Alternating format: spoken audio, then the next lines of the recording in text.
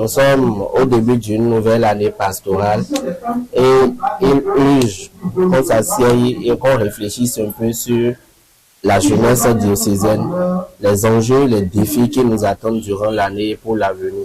C'est dans ce cadre que nous avons pensé organiser cette matinée de réflexion où nous avons associé les anciens et les nouveaux pour pouvoir discuter de certains thèmes et comment véritablement travailler à la pastorale de la jeunesse pour maintenir les jeunes engagés dans l'Église et dans leur profession. Après 40 ans de vie, il serait bien de faire un bilan général de son corps pour savoir ce qui va ou ne va plus. Les remèdes et les médicaments qu'il faudrait prendre pour reprendre beaucoup de force et vivre encore plus longtemps. Donc, diagnostic oblige. Pour pallier aux problèmes actuels liés à la jeunesse de l'archidiocèse de Cotonou, le père Joël Taon, aumônier diocésain, et le bureau diocésain de la jeunesse ont organisé au centre Paul VI de Cotonou ce samedi 26 octobre 2025 une matinée de réflexion ayant pour terme aumônerie de la jeunesse entre défis et espérance. Une séance qui a réuni le bureau diocésain de la jeunesse, les anciens responsables du bureau de jeunes, les anciens responsables diocésains, les responsables vicariaux, les responsables du groupe constitué, les jeunes, et la sœur conseillère de l'aumônerie diocésaine de la jeunesse. Après la messe présidée par le premier responsable de l'aumônerie, le père Joël Taon, ce dernier a débuté la séance proprement dite par une conférence sur le thème de la matinée de réflexion. Une conférence riche et un replay des recommandations du colloque passé. C'est les recommandations du colloque de 2023. Travailler à la connaissance et à l'approfondissement de notre foi. Formation spirituelle permanente axée sur la doctrine de l'Église.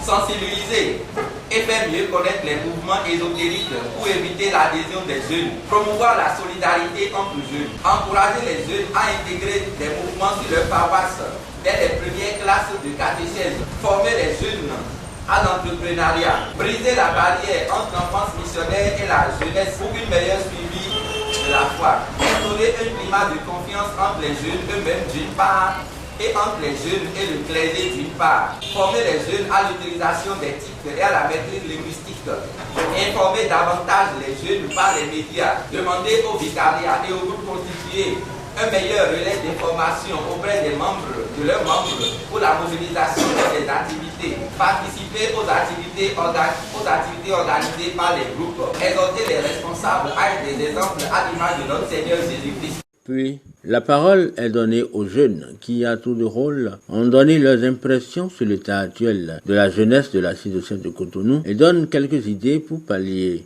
aux différents problèmes sur nos paroisses afin que la jeunesse puisse se tourner vers des jours meilleurs. Si on recherche beaucoup de jeunes, il va falloir y mettre les moyens.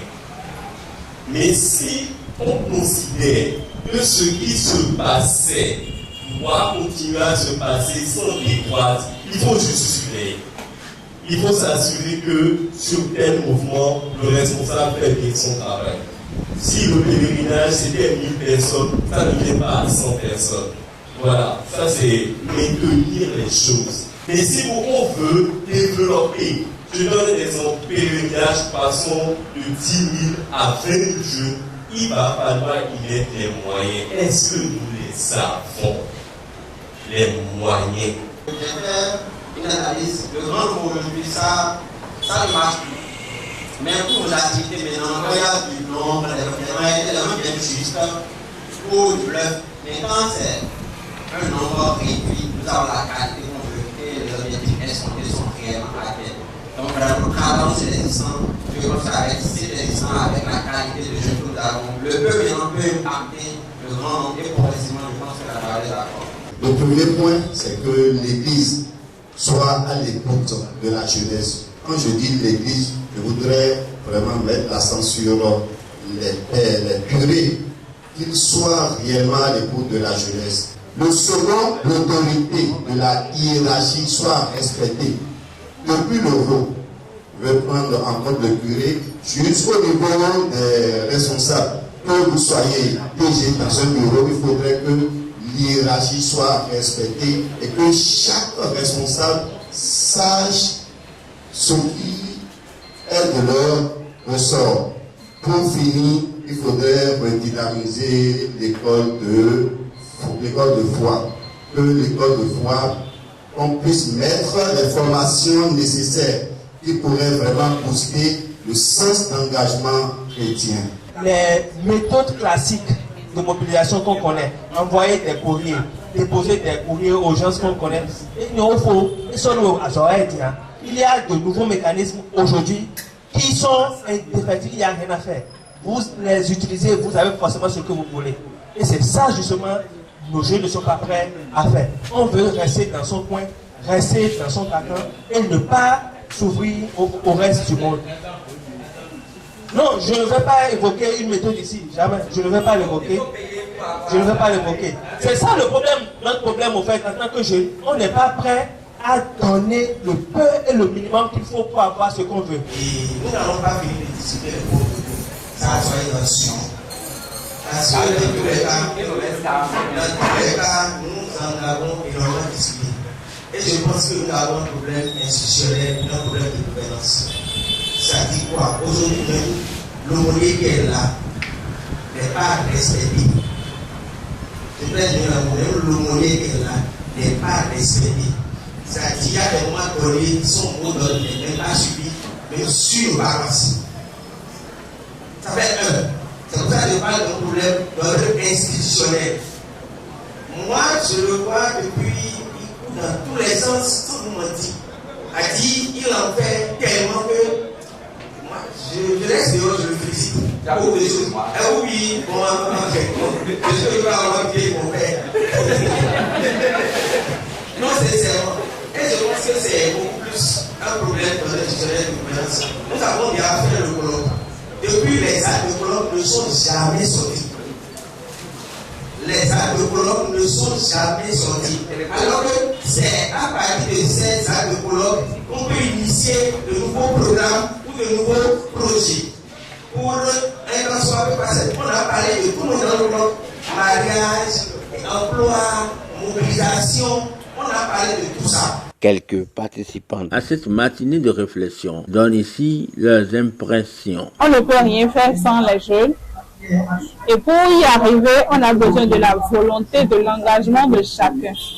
Quoi qu'en soit ce qu'on va dire ici, si on s'y met pas, si on n'est pas vraiment engagé, si on ne se donne pas les moyens, on ne peut pas y arriver. On remercie les jeunes. Il y a eu de la mobilisation. Et je vais dire, elle a été interactive. Parce que non seulement il y a une sorte de conférence qui a été donnée, mais en même temps un débat autour des différents sujets et tout.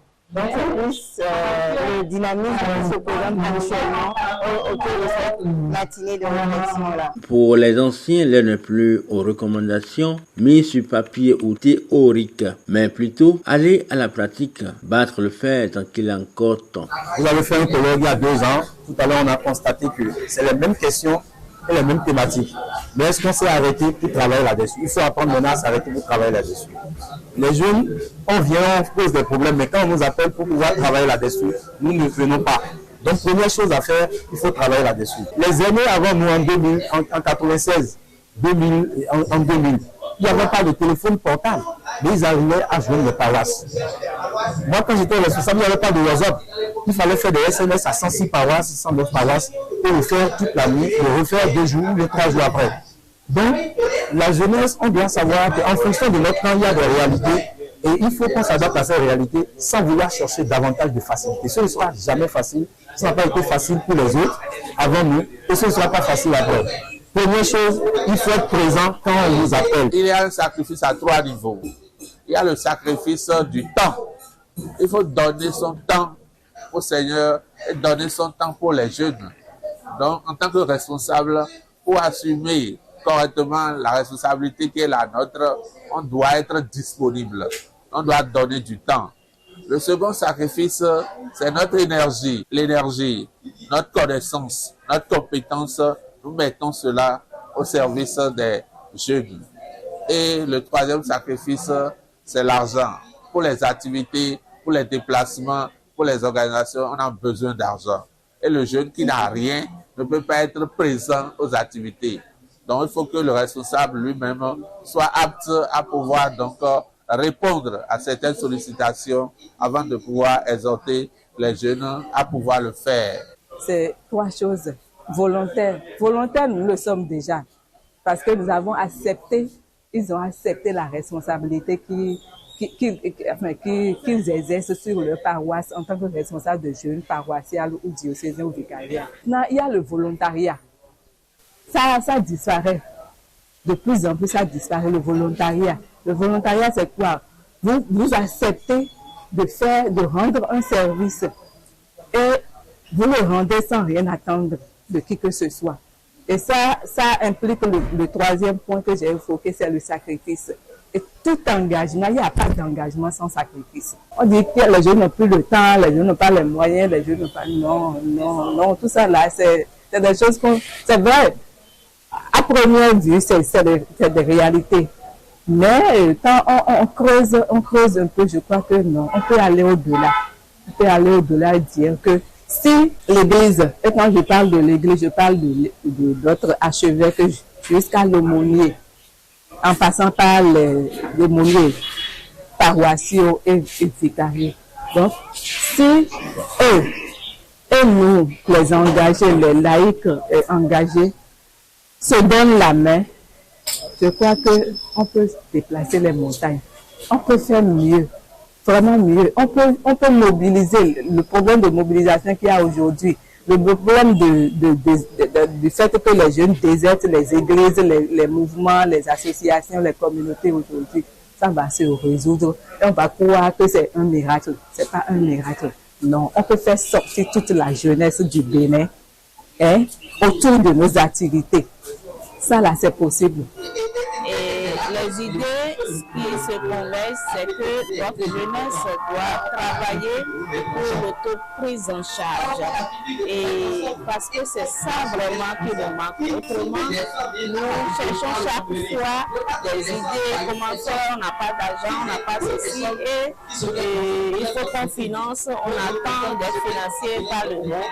Alors que nous devons travailler à notre propre soin, utiliser notre capacité pour une autoprise en charge et aussi penser à notre propre formation personnelle d'abord et aussi qui peut nous aider à donner aux autres. Dans la mesure où nous allons réussir à nous former nous-mêmes personnellement, c'est dans cette mesure que nous pouvons impacter les autres autour de nous et à donner ce que nous avons.